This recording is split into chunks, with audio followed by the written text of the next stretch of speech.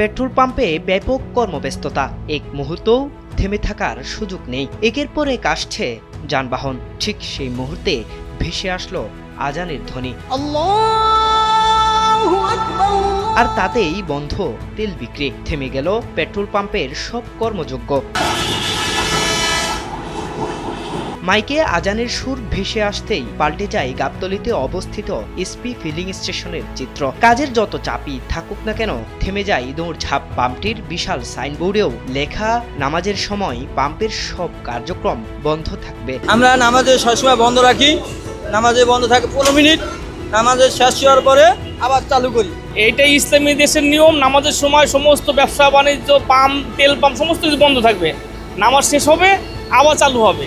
যারা পাম্পে চাকরি করে তারা নামাজ পড়বে, যারা বাইরে আছে তারা নামাজ পড়বে। এটাই নিয়ম, সারা বাংলাদেশেই করা উচিত এরকম। খুব সুন্দর কাজ, সুন্দর উদ্যোগ। এসপি ফিলিং স্টেশনের বিশেষত্ব এখানেই শেষ নয়। তপ্ত রোদে যাতে বাইক চালকদের কষ্ট না হয় সেজন্য রাখা হয়েছে আলাদা টিনশেড লাইন, সঙ্গে রয়েছে ফ্যানের ব্যবস্থাও। এইখানে তো মনে করেন ফুল ট্যাঙ্কি দিতেছে, অন্য জায়গায় তো 2 লিটার 3 লিটার করে দিতেছে। ঠিক আছে, এই ব্যবস্থা আমাদেরকে খুব ভালো লাগছে। এটা বাইকারদের জন্য ভালো, কারণ বাইকাররা এই যে গরম পড়তেছে, এই গরমের ভিতরে ফ্যানের বাতাস খেলে তো অবশ্যই ভালো লাগতেছে। আবার তেলের লাইন সিরিয়ালে খারাপ হয়েছে, তার মানে কি তেলের জন্য ওয়েট করতেছে, একটু বাতাস খাইতেছে, তেল লইতে পারছে, রিল্যাক্সে বাস লাগাইতে পারতেছে। এই চলতেছে ভালো। আবার পড়তেছে বৃষ্টি, আবার পিছিয়ে দেখান শেড দিছে। অন্য পাম্পে কিন্তু এই শেডটা নাই। আমাদের মাজার রোড এসপি পাম্পে একমাত্র এরা আছে, থাকার কারণে আমাদের সবচেয়ে বেটার। মানে আমাদের বাইকার জন্য, যারা আমরা বাইকার আছে তাদের জন্য সবচেয়ে ভালো দিক। অপেক্ষায় থাকা চালকরাও বিরক্ত নন, বরং মুগ্ধ।